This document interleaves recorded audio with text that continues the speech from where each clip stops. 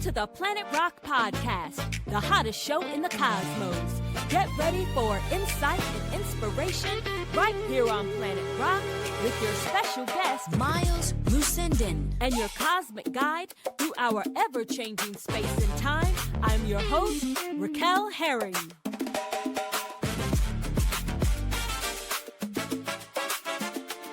Welcome to Planet Rock, the hottest show in the cosmos. I'm Raquel Herring, your guide on this wild ride called life. Here on Planet Rock, we believe the best conversations don't just inform us, they transform us. This is where culture meets purpose, success meets substance, and extraordinary people share the lessons that can help all of us live with greater intention. Catch Planet Rock on Thursdays, 12 noon on envision-radio.com. And whether you're joining us on YouTube, Spotify, Apple Podcasts, iHeartRadio, or catching past episodes on YouTube at Raquel Herring, I am grateful you are here. If you are watching this episode on YouTube, help it get to 2,000 plus likes. It helps us get into that algorithm and get the information to people who will be inspired by it. So settle in, lean in, and let's elevate your life one conversation at a time right here on Planet Rock. So family, today is a little different. Normally I sit down with one remarkable guest, but today we're bringing another creative team member together. Joining me is actor, producer, and now director Miles Mussenden, whose career spans from so many television shows that you will recognize. You've seen him on Marvel's Cloak and Dagger, The Walking Dead, Stranger Things, Tulsa King, The Blacklist, and countless other television and film projects. And his newest chapter is behind the camera with Homage. Yes, he's joined by one of his actors. Helping him bring the vision to life is Noah J. Wood. Together, they're creating a story rooted in identity, redemption, family, and culture. Today, we're pulling back the curtain, not just on the movie, but on the creative process itself. Welcome. Thank you for joining the Planet Rock Podcast, Miles and Noah. Yes, excited to be here. Yeah, happy to be here. Well, thank you. So first, look, let me tell y'all where Miles is right now, okay? Miles is in Cabo, okay? Cabo is where Miles is. He's living the dream right now. I love Cabo. Noah is in the ATL. Thank y'all. And we all are here to talk about the film, talk about what you guys have been doing on Homage and how wonderful this is. And Miles, I want to start with you because every project begins with someone saying, of course, you know what? I believe this story deserves to exist and I want to tell it. When did Homage stop being an idea and become something you knew you had to make? Well, I had a friend that was bugging me about making a film about where we come from for years. And he actually ended up falling ill. And I felt convicted, like, man, I didn't tell the story. And he was like kind of on the deathbed and he made it. And I said, you know what? I'm going to make this movie. And from that point on, I went ahead and got the script and worked my tail off to get it done. So, that was like 2 years ago. And we've been grinding it out and got a script, something that I felt was authentic and real to where I come from in Brooklyn and the Caribbean experience, Caribbean American experience, because it's really an American story, but it's rooted in some Caribbean stuff because I come from Brooklyn, and where I come from, there's a lot of Caribbean folks out there. So once we got that together, man, it was off and popping. Okay. So you said the Caribbean, American, Brooklyn, and so is that a different culture that you would say is different from just Black American or Haitian American? Is it different? I think it is different because I think we all, and there was plenty of Americans. Where I come from in Brooklyn, everybody used to kind of have a Caribbean thing, a Jamaican thing. Everybody's from different islands and people from Haiti and Trinity and Guyana and all these places, but they all, because the Jamaican culture and the music was so popular, everybody used to kind of act like that. So, we had a different way of eating, we would eat, plantains and curry and, all that kind of stuff. So it was just a vibe. It was just a vibe where we come from. So, it's an experience in and of itself. So even our American counterparts, because I'm born in England, but I grew up in Brooklyn, so I mean, it's like everybody felt like a Jamaican, so to speak, Right. and it just informed us in how we acted, how we dressed, how we partied, and the whole thing. So I think, and it feels like it was missing from the conversation. So I feel like, you know what, we've been here, and people need to know about us and our experience. So I'm excited to share it. Good. I'm from Miami, so I kind of understand all the cultures are there. Yes. So I totally get it. So Noah, every actor receives a script, right? Some you read, some you remember, some you politely say, okay, I'm going to pass. But what was it about Homage that made you say, I gotta do this? I want to be a part of this. Yeah. I really connected with the story of the script, the story about it being like, not just like a crime drama, but like about like loyalty and friendship and the decisions you make when you're like younger and how they affect your future life.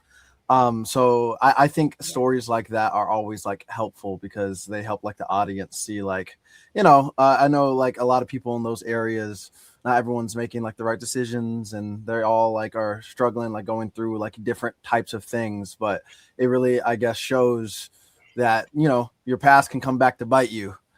And it sure does in Homage. So what immediately resonated with you when you read the script?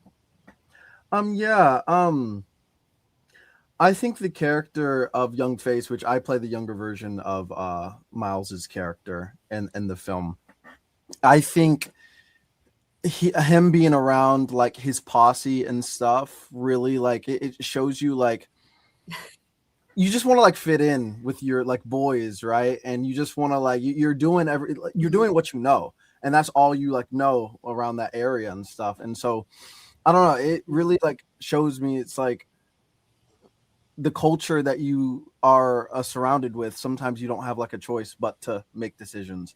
And then when he like found a way out, when they got caught, then it made his life like turn around and stuff. And that that path directed him to something different. And then his friend had a different path. So it just like teaches you that you can make your own path. And his character ended up doing that. So.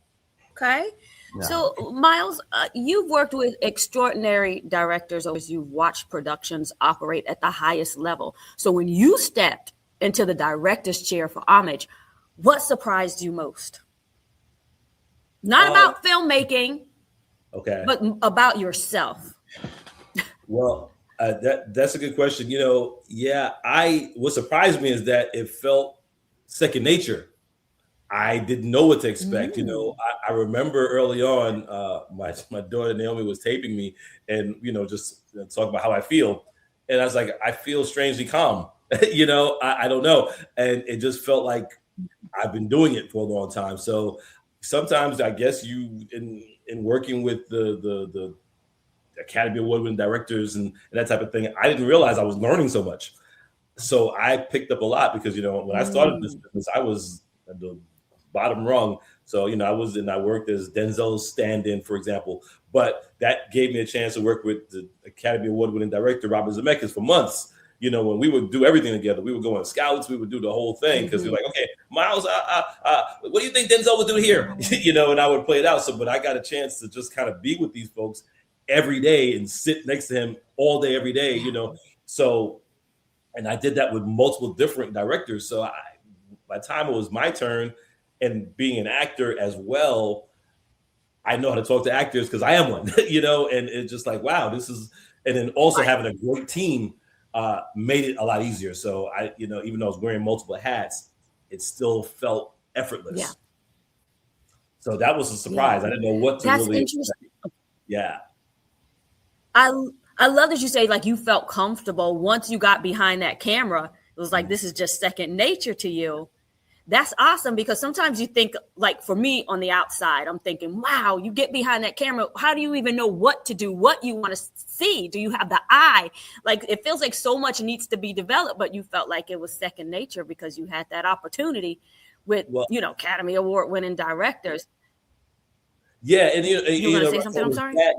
And it was also, having the right people. So when you have the right cast and you have folks that, they already kind of have at with the roles and stuff like that, and you have the right team. Like I had a DP Maverick that was awesome, and my first AD, because sometimes when you're in the film as well,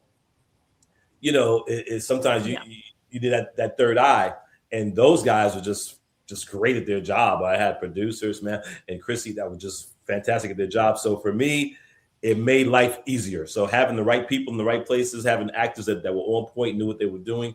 All those things kind of came together and made us have a really great experience. Miles, I love what you're saying about directing. And let me ask you this. What did directing reveal that acting never had the opportunity to reveal to you? Well, it helped me kind of more appreciate the whole story, and that I, as an actor, I'm part of the story, and I can focus on just my part, really, and understanding what my character wants. As a director, kind of having the whole world, kind of understanding everything, it was a little bit eye-opening, so it actually, I don't know, actually I felt like it helped me as an actor be better, because I'm not just thinking about me. As a matter of fact, I don't have time to think about me. It's not about Miles, it's about the characters. It's about my characters, about the other characters, and those characters interacting with each other, and how the world is shifting with these different interactions. So, I just learned that the big picture is everything, and I'm, depending on what I'm doing, I'm a cog in that thing. It's not about me. Yeah. It's about the story. And man, I think that was enlightening for me, to get that more big picture perspective. So yeah, I think it helped me be a better actor too. Wow. Mm-hmm. It's interesting again, because, as an actor, you're responsible for your performance, right? Mm-hmm. As a director, you're responsible for helping everyone bring their best performance. Did that responsibility change the way, maybe you view leadership itself? What more did it reveal to you? It forced me to trust the people around me. So I had to trust my DP, Maverick. I had to trust Algie, my first AD, that they knew what they were doing, and we were in good hands with them as well to do their part. So, a lot of things informed me about leadership. I used to run restaurants, so I had a couple hundred employees, all that kind of stuff. So, I'm used to all that stuff came back, to help me now, because, you have all these different moving parts, and sometimes it can be overwhelming,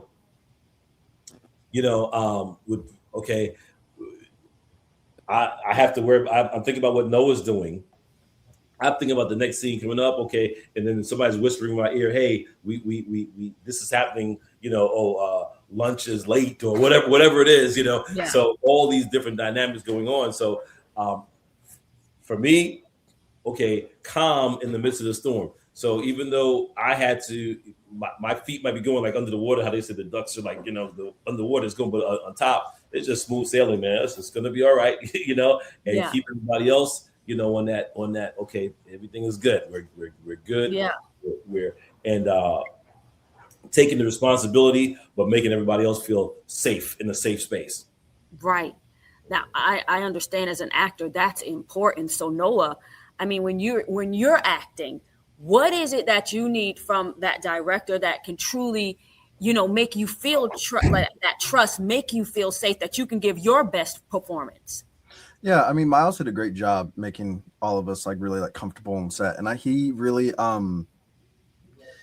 wanted the group that I was with to really get to know each other and be really locked in set. I remember he would come up to us and he would be like, "All right, guys, y'all scene's coming up. Make sure y'all," he said right now, he said, "Y'all from Brooklyn." He was like, "All right." So he said, "That's how y'all need to talk. That's how y'all need to walk. That's how y'all need to act."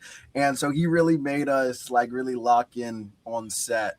And like, you know, after like takes and stuff, he would come up and he would be positive, be like, you're doing a good job, and just tell us what he needed from us. And he made it really like comfortable on set. And I think that's the most important part of being like a good director, is creating like a safe space for your actors. So he really did that. Yeah. But that's when you can really perform, when you trust. So like, was it his compassion? Was it just like he knows what he's doing, he knows what he wants to see?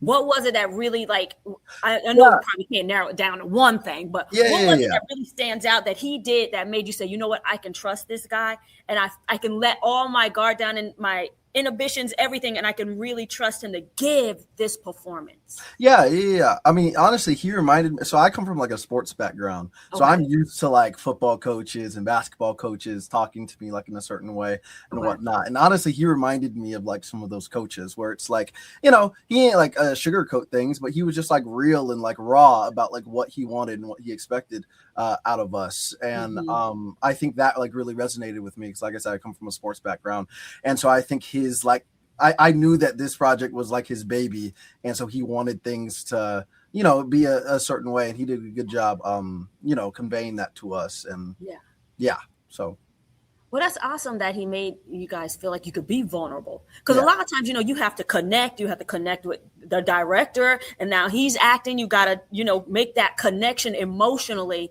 to really bring that character to life, so everybody can be cohesive together.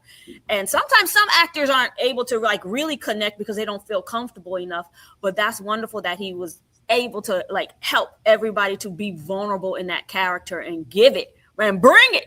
Yeah, most definitely. He doesn't know this, but I did a lot of time watching him, because, you know, I was playing the younger version of him. And so I was watching him and how he moved and how he sat and how he like was on set to really like help also bring my character to life as well. So that helped as well. So nice. All the observations. Yes. Awesome. Well, every great team, every successful business, every healthy relationship is built on that exact same thing. Trust before performance. And I love that, because people rarely do their best work until they truly feel safe enough to bring their whole selves into that room, onto that set. And that's very important. So I'm happy to hear that. That's a great director. Okay. So Homage isn't just another crime drama, right? Like we talked earlier, it's rooted in identity. It's rooted in family, culture. It's rooted in consequences. Like you said, stuff comes back, and is rooted in redemption. And that's like a bigger question that I want to ask. What responsibility comes when you're telling stories that represent real people, that represent the real culture, represent the community and the experiences? Well, is that for me? Anyone could take that. Yes, for you, because you're the director. I would like to. You brought this to the screen, so we want to know what you feel about that. You know, well, Noah's been giving such great answers. I need to bring him down with me everywhere I go, because he's like, you know, the man. You know,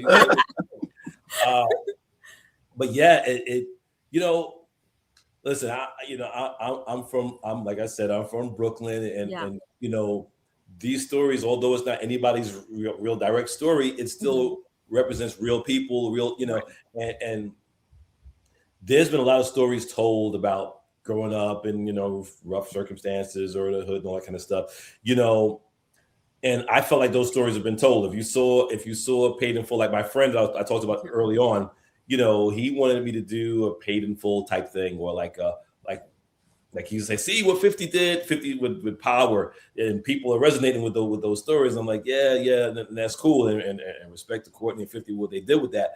But I didn't want to promote any kind of violence. You know, I mean, there's violence in the story. There's plenty of violence, but we're not promoting it. You know, it's not. You're not glorifying it. We're not glorifying it. Yes, that's the word. You know, so these are stories that happen where we come from, but you know, it's about overcoming those things, you know what I'm saying, and rising above, and like you said, in redemption. So, you know, I wanted to also put us front and center. Like you see people of color or Caribbean people in these stories, and they're kind of like over to the side, a little side story.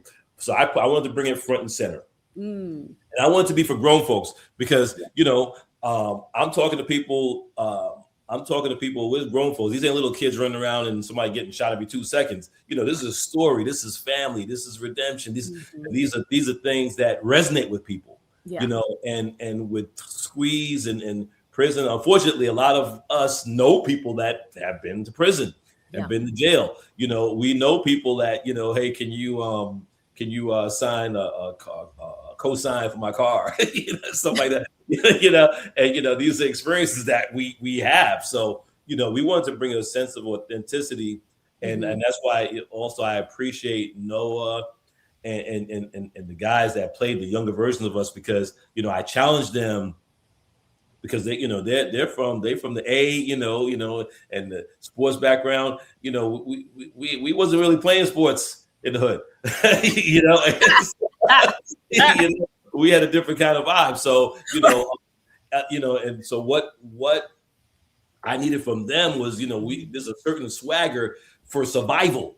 What I mean? So when you see people in New York acting tough, it's a survival mechanism. Because if you are just nice, simple thing like because I moved to Atlanta years ago, and when I would go back to New York, it felt like, wow, wait a minute, I think New York is, I don't think y'all realize this, but you guys have some kind of PTSD or something, because you go to the supermarket, and I'll say hello to somebody in the supermarket, and if it's a female, she'll just look at me. She won't even say hello back, because like sometimes if somebody say hi to you as an entryway for something else, so they're on guard all the time, even now, but especially back then, everybody was on guard, so everybody act tough. So I was sharing with Noah and Mason and these guys, hey man, whatever you're doing, has some swagger to it, and has some a little bit of attitude to it, because it's survival. And the moment you start acting too nice, people trying to take something from you. They're trying to play you, and so they had in everything you do. You could be just getting a cup from somebody. You're not gonna get a cup too nice. You're gonna get a cup. You're gonna get the cup.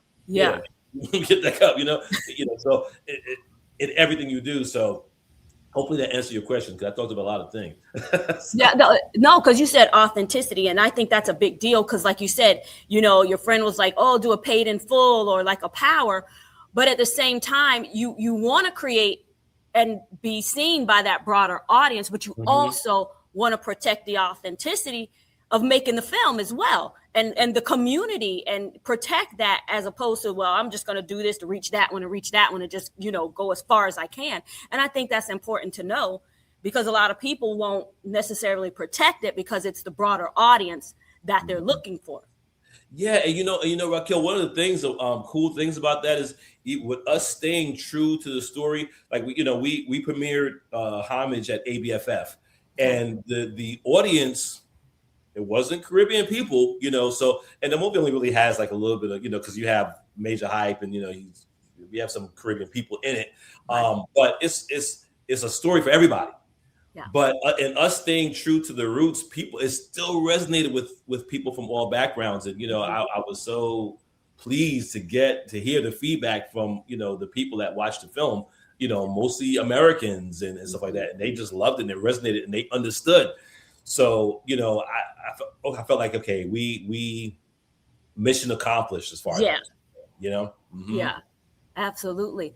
Noah, Miles was talking about, being in that era, being in those places, those spaces of where you can't, you got to be hard. You can't let your guard down. Was that like an experience you've lived before, or was that different when you got on this project? Well, no, actually. So it's funny that you ask that. So I'm from this like small town called Madison, Mississippi, super white suburban area. So my way of growing up was completely different than the film was. But that's one thing like I love about acting, is you get to be able to like step into like shoes that you never would have ever been able to, empathize with other characters that you never would have gotten really like a chance to understand before. And I think like Miles did a good job in letting us know, like he gave us that speech that he just said a few minutes ago. He gave us that exact speech on set. I remember he pulled us to the side and he was just like, yeah, he said, when you're from this area, you have to have a certain amount of swagger and toughness, or else you go be taken advantage of. And through working on the character and reading the script, and through like listening to Miles and everything that he said, it really like helped me understand my character more and what I needed to bring to be able to give that certain amount of toughness like on screen. So it really helped, especially like through the audition process as well. Miles did a good job at explaining to me what he wanted, and hopefully I was able to, bring that. So well, apparently you did. Yeah. You booked it. So so Noah, when audience watch your character, what do you hope they understand beyond the dialogue? He's a kid, and like kids, like I said, that they're a product of their environment. Yeah. And so not so much that all the decisions it's like all the decisions he's making are what he has to do, not what he really wants to do. Yeah. So I hope they just like come to understand that, when you grow up in a certain like environment, there are decisions that you have to make that sometimes you don't have a choice to. But like once you like have an out, hopefully like sooner or later you will learn to make better choices. But it's like the choices that you make will affect the things that happen to you in the future, and that's basically what the story's about. So I hope that audiences really like learn to, I guess, empathize with people that come from those types of areas. I love that you said that, because I think a lot of times people aren't empathizing, especially in this day and age, especially when, I don't want to take it political, but especially when they're taking so many sources out of the neighborhood. They're taking, taking, any resource that can help you thrive, can help you make better decisions. Those resources, those opportunities are really not there in many neighborhoods, especially now. Mm-hmm. And I think people don't really, factor that in when people are making certain choices that, of course, we don't want people to have to make, but they're finding themselves as a way of survival having to make those choices. Mm-hmm. And I like what you said, that, you want people to empathize with that, because, sometimes it's the only choice you really have. Mm-hmm. But when there's a way out, you take it and you run with it. And I like that. All right. Well, Hollywood, of course, I want to talk a little bit about the ownership, because it's changed drastically, right? Do you think audience today are looking for bigger productions or more honest stories? I think we're in a place now where honest stories and authentic stories is the order of the day. I mean, and I have been privileged to work with Marvel and work with DC and all that kind of stuff, and that was all great. Yeah. I think this is a time now, though, that we need authentic. We need real stuff, and one of the things I'm so happy to be able to put us front and center with especially what's happening with immigrants and them trying to ship people out the country and take rights away and all that kind of stuff. Put us front and center. There's real people, with real families and so. I think that's resonating with people, and I think we're seeing that now, because the whole thing of regurgitating stories and just putting them up there, and you tell a joke here and you do to blow something up over here, and that's the story. Right. And I think people are now at a place where we want real things. In an AI world, we want some real people and some real stories. Yes, absolutely. Mm-hmm. What's one thing that, this is for you, Miles, for sure. What's one thing that Noah brought to this film that surprised you? Because you saw his audition. I'm sorry to jump in. You saw the audition. What was that thing? Well, I think Noah brought this intensity. There's something about Noah's eyes and his presence that is just powerful. And just without him even saying anything, there was a deepness, and there's a wanting to know what's going on in this person's life. And I love that about him, because, we got to look more than just at the surface. His character didn't play, he played throughout, but he wasn't that much in the film. But when he is in there, you feel it. You know what I'm saying? You feel it and you care, which was important, because, especially, I needed people to be able to understand why Marcus would allow Squeeze into their lives like that. And in a short amount of time, you got to see the relationship. And I think Noah kind of just helped bring those things home. He helped bring home a sense of strength, but at the same time of leadership and of caring, And I think that helps tell the story. So I just love the work he did, and I know he didn't come from that world. So to see him take that on was really great. To see him be able to still embody that, it was a challenge for me as a director to take people who are not from Brooklyn and kind of help them understand that mindset. Yeah. And to inform their characters, because like even me now as an adult, I play a lot of cops in authority figures and that kind of thing. And I grew up running from cops though. So, so sometimes, like if I'm walking somewhere, I still have a little bit of a bebop walk to me. Like kind of how Denzel has that too. Denzel has a walk, and I don't do it on purpose, but it's just there and it's ingrained and it's kind of stayed. And I have to consciously make an effort to shed it for certain characters. So, to see him take those things on and embody it was awesome for me to see, and it made me feel good as a director that I can help bring that out. Because you're watching the evolution of what you initially saw, and now it's like, whoa, wait, it's really blossoming. This is it. Yes. I love that. So Noah, what did Miles see in your character before you saw it? I think there's a certain, I remember on set, sometimes we would go through a take and he would come up to me and he would talk about stillness. And about how sometimes I wanted to like go up in my energy or like get like mad or like, do something like that, where he would just be like, you have to be still because stillness is like toughness, right? He said he wouldn't get too like agitated or aggressive. He would be like, he would be stern, he'd be strict, but he wouldn't get like, it would take someone that was like really close to him to get him out of his toughness or whatever. So I remember he came up to me on set a lot during takes, and he'd be like, be still, be like, stand your ground, but be still. So that's something that he really like honed in on me, and I think that he understood about my character before I did.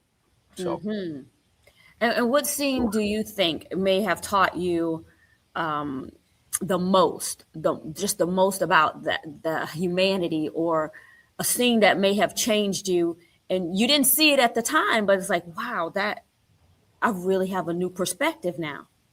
Well, without, because I'm not sure exactly what I'm allowed to say spoiler wise. Oh, okay. So without, I guess, giving too much away, there's a scene, because you already know that my scenes take place like flashback. So his character. His character, it's about Miles's character, like in the future and whatever. So there is a scene where eventually, like, there's like a jail scene between me and an officer, and I like, without giving too much away, I think the conversation that I have with the officer really like helped me understand more so what like my character wanted, and he wasn't going to turn like in any of his guys, and he wanted to like save face and stuff, but he still wanted out. Like he didn't want to like live this life anymore. So that really like helped me inform myself about like my character. I guess like taught me the most that, like I said before, like the people like that are living these lives, if they have a choice, they don't want to stay in it, They don't want to stay in it. I like that you say that. Wow. Well, we're living in a world where people consume more content than ever. And like we talked about authenticity, we spoke about like what has changed, what scene changed you, where you understood maybe life even better than you understood before. Yet many people say, they feel less connected, because we're consuming so much. And people are saying that they're less connected. You're saying that, yes, people really do want new stories. They want real stories. What do stories still do that social media can't? So I The whole reason why I got into acting and like storytelling and whatnot is because of my love for superheroes. Like I remember one of the first movies I fell in love with was the first Spider-Man movie, like by Tobey Maguire. So it's like when I was younger, I always said I want to be a superhero. I wanted to be a superhero.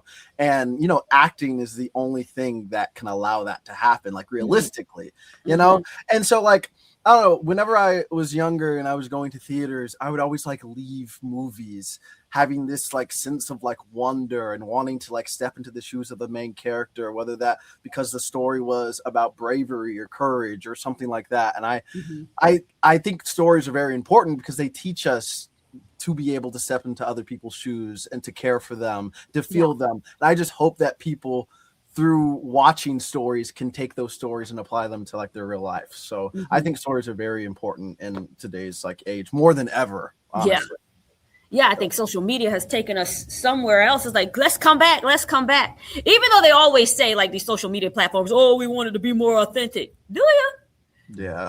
I don't know, because they seem like they wire the algorithms to go somewhere else that's just like keeping people on the page. I don't know. But I do understand that, when you're choosing stories, that's only part of the challenge. The other part, and this is going to probably be for you, Miles, the other part is navigating, all of us, navigating an industry that's changing faster than ever before. You have artificial intelligence, you have the streaming, you have independent creators, the creator economy. I did like 2 episodes on that already. Hollywood doesn't look the way it did, of course, 10 years ago. So the questions become, who owns the future? And that's kind of where I want to go, because it really matters at this point, because there's so many. We talked about BET on the show, let me tell you that. And we know that Tyler Perry sold his with the streaming part, I believe, to the Ellisons, who now own BET.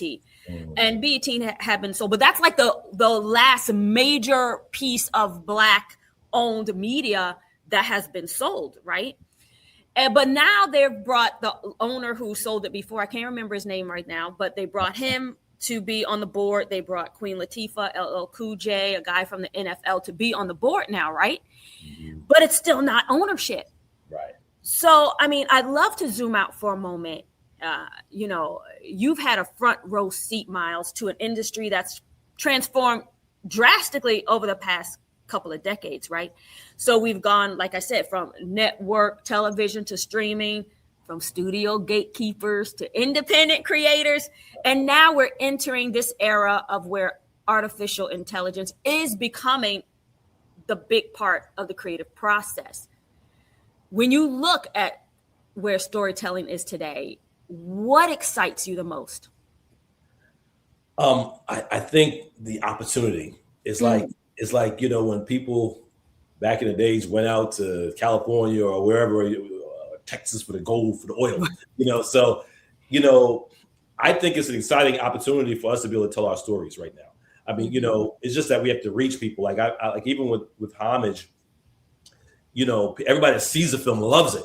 Yeah. But getting the word out so more people can see it, what I'm saying, is the challenge. So, but I mean, I love the idea that we are forced to make our way now through and get through the noise and put our voices out there, because I think even with and that's wonderful to have these people on the board, like you mentioned, BT, but it is incredibly important to tell our own stories and be in charge and have the final word on those things as well. We have, and I have some wonderful people that work with me, but an example of, we were trying to find ways to get this scene done.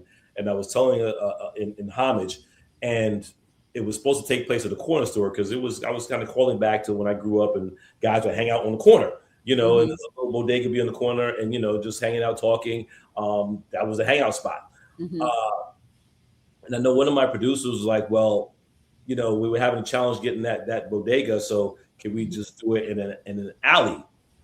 So I was like, well, no, we can't do it in an alley, and for the life of her, she couldn't understand, well, why can't we do it in an alley? And so I had to explain, well, if, if you were telling a story and it involved like the people you grew up with, and that producer happened to be, she happened to be white. But I'm saying, but if you were telling your story, let's say you're from the Valley, you're telling the story about you and your friends. We grew up in LA, and it took place in the beauty salon or something.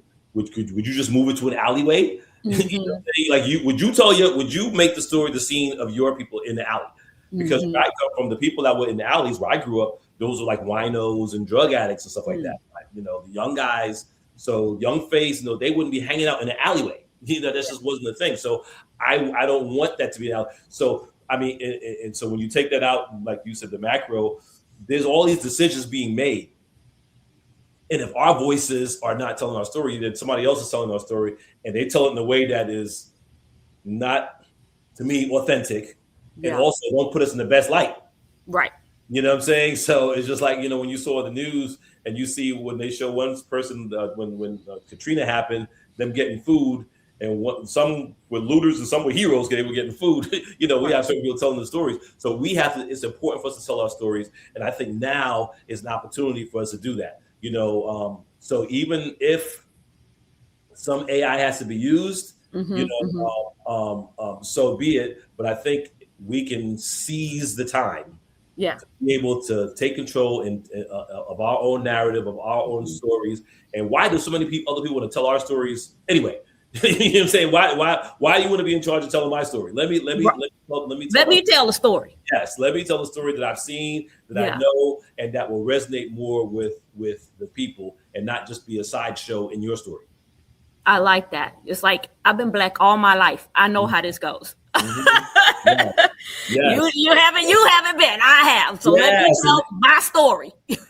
Even when Noah was talking about, when I was telling him be still, like the guys, and I happen to know see a lot of tough guys where I grew up, and it wasn't necessarily rah. Yeah, those wasn't really the toughest guys. The guys that was moving and just quiet and don't even say much. You know what I'm saying?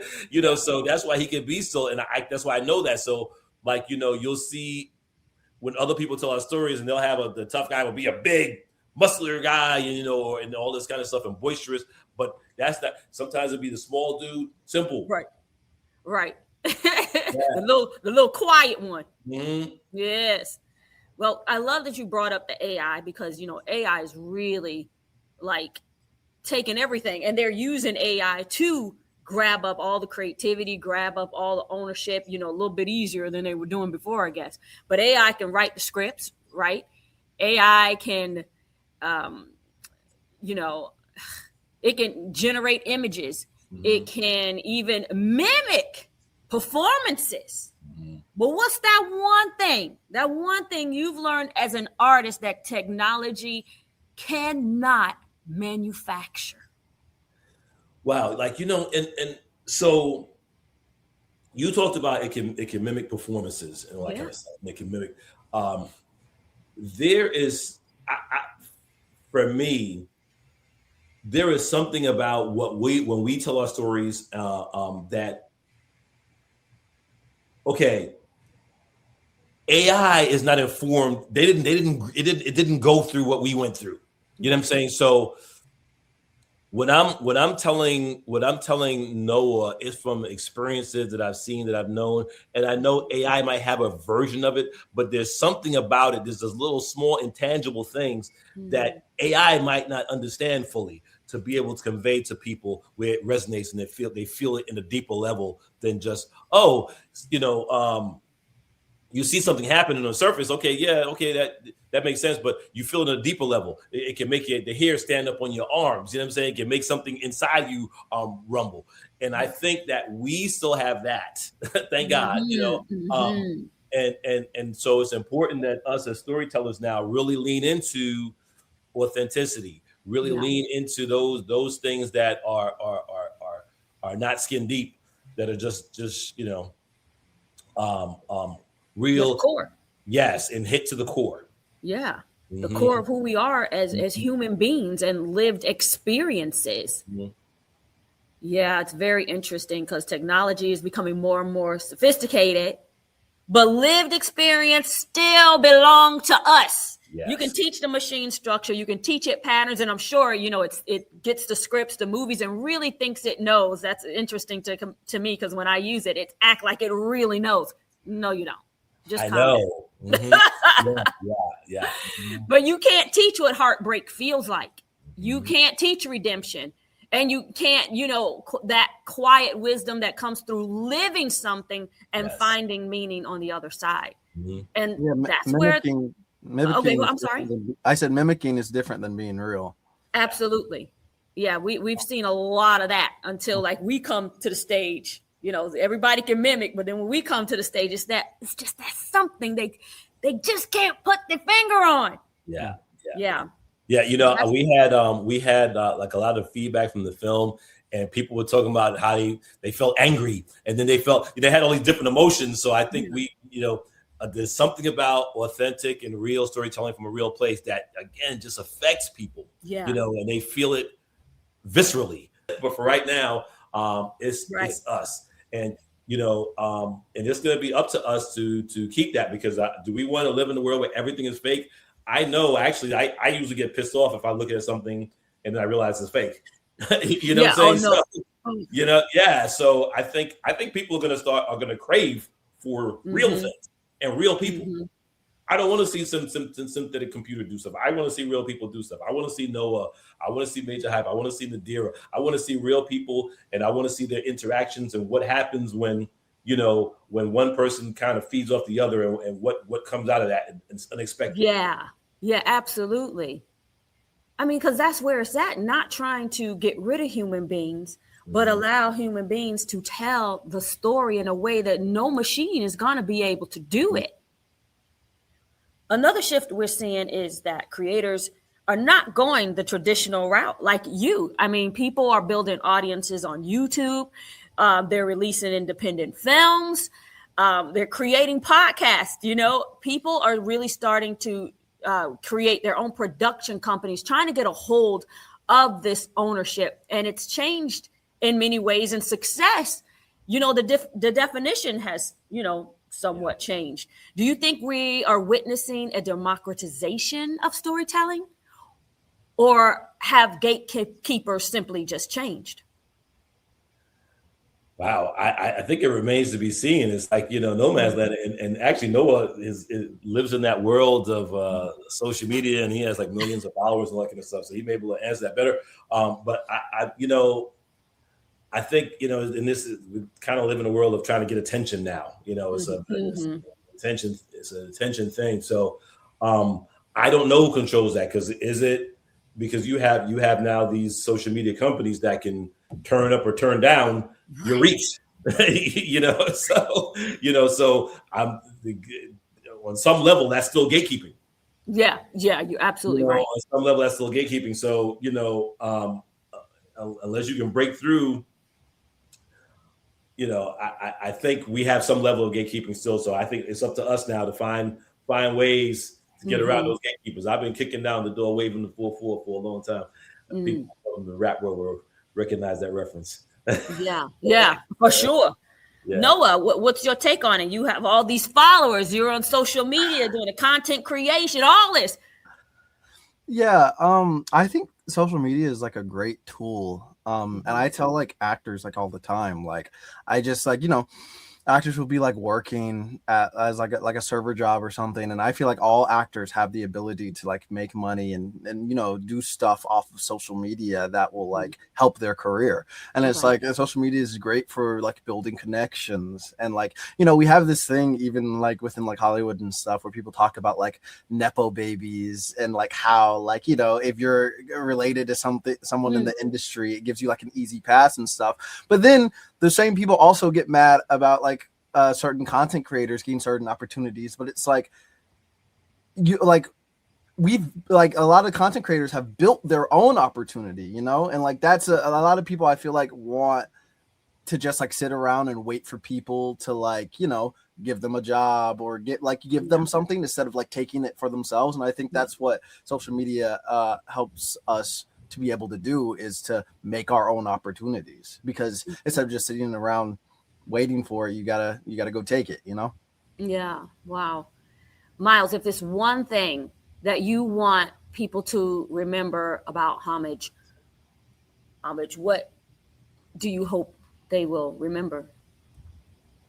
Well, Homage is, first of all, it's about a couple who tries to help a partner in crime, former partner in crime, get back on his feet until they realize he's trying to bring them to their knees.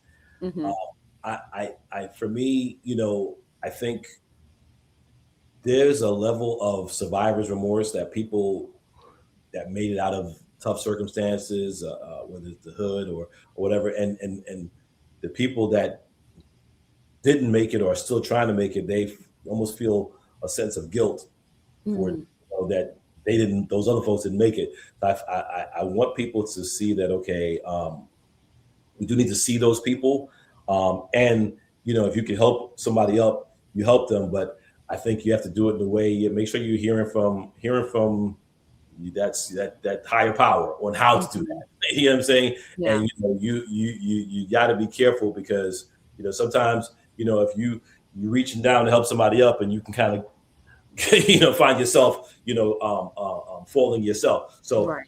I think it is incumbent upon us, if it's in your power, to help your fellow. But I think you have to hear from God about it, and you have to do it in a way that makes sense and still keeps